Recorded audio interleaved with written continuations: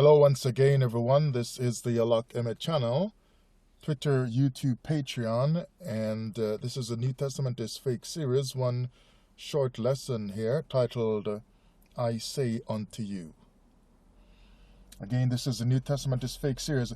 If you look in the book of Matthew, it starts out saying things about the so-called prophecy of Jesus, and the writers there would be saying the prophet said this, or it was spoken of by the prophet saying this and that.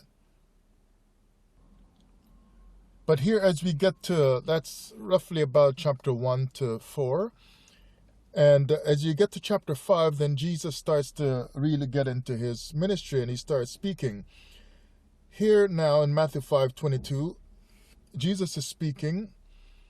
But I say unto you that whosoever is angry with his brother without a cause shall be in danger of the judgment, and whosoever shall say to his brother, Raka, shall be in danger of the council. But whosoever shall say, thou fool, and he goes on.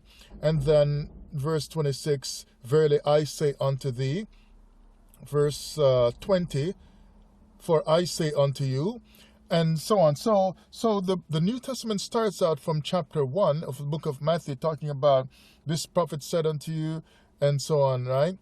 So, because they're trying to talk about the so-called prophecy of Jesus' birth.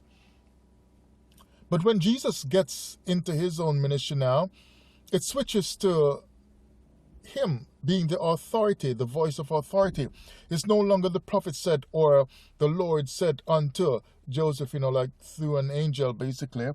It's now more Jesus is the authority. So the book began by pointing to the authority of the Most High from the Old Testament or from the Torah, because that's where God was seen speaking or heard speaking. But once Jesus's ministry gets up on two legs and starts moving, it's Jesus who's doing the speaking, the authority. Everything points back to him.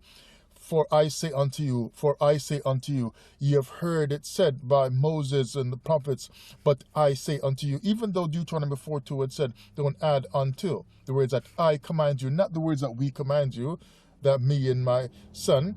So the Most High should have been saying way back then, don't add unto whatever I say unto you, and when my son comes, listen to him as well, but nobody else. Don't add unto the words that we say unto you. But Jesus takes it all for himself, so that the Israelite mind will now begin to focus on what Jesus is saying and not what the Most High is saying.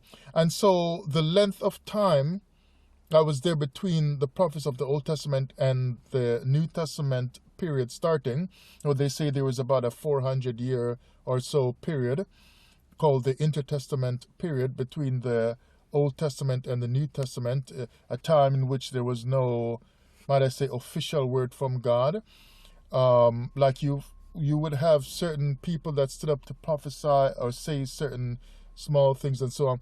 But in terms of an official word, like from the minor or major prophets directing Israel as a nation, you didn't have that in that intertestament time.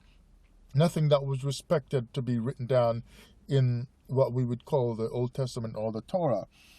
So when Jesus surfaces now after that intertestament period, all of a sudden it shifts from the Most High saying, or the Lord said unto this prophet, or a prophet coming and saying, he heard the voice of God and the voice spoke to him, the Lord spoke to him, or the Most High descended upon a mountain and so on. Now it's just Jesus saying, but I say unto you. Keep that in mind. You have heard it said by Moses and the prophets, blah, blah, blah. But I say unto you. And that's what Jesus gives you. He gives you words that let you focus on him and not the source, which is the Most High. The New Testament is fake if you really consider it. Twitter, YouTube, Patreon.